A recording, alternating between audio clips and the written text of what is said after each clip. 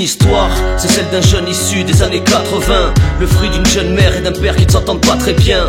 Ma mère enchaînait les tafs pour que l'on vive mieux son rêve, pouvoir un jour élever son enfant loin de la banlieue. Mon père, pas de boulot, toujours alcoolisé, de la tête aux pieds, avec ses potes passe toutes ses journées à teaser.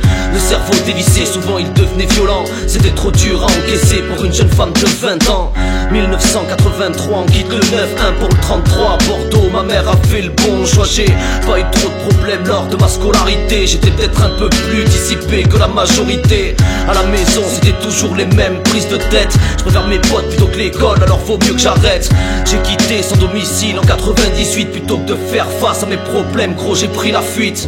Ouais, j'ai pris la fuite. Notre histoire on vit avec, ça nous empêche pas d'avoir de vraies valeurs, mener le combat. La vie nous met à l'épreuve et j'espère qu'un jour ça paiera. Bon, la route est longue et on baissera jamais les bras. Chacun son vécu, notre histoire on vit avec, ça nous empêche pas d'avoir de vraies valeurs, mener le combat. La vie nous met à l'épreuve et j'espère qu'un jour ça paiera. Bon, la route est longue et on baissera jamais les bras. Chacun son vécu, notre histoire on vit avec. C'est un chemin semé d'embûches, entre bicraft, délit de fuite, flics et soirées grabuches. J'ai commencé le rap en 99, trop de rage. J'avais plus qu'une seule idée en tête, écrire trop de pages. J'avais tant de choses à dire mais personne à qui parler. À parler, quelques potes qui m'empêchaient de déraper. Mes amis ont remplacé ma famille, qui n'était plus là pour moi lorsque je criais famine. J'avais pas de sous, mais fallait bien faire de l'argent. On m'a dit prends 2-3 barrettes et fais bélec au d'argent. Un pied dans le rap, l'autre dans l'illégalité. 2001, l'argent facile m'a fait perdre le sens des réalités. On était tous sur le même banc, on sentait intouchable, ça l'équipe.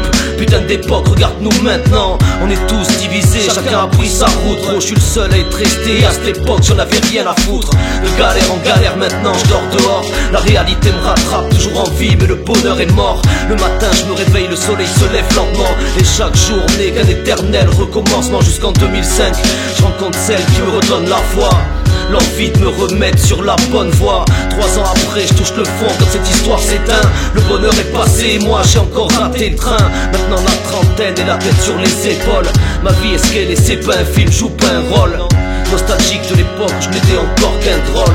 Mon frère, je suis resté vrai depuis les bancs de l'école. Depuis les bancs de l'école, depuis les bancs de l'école, depuis les bancs de l'école.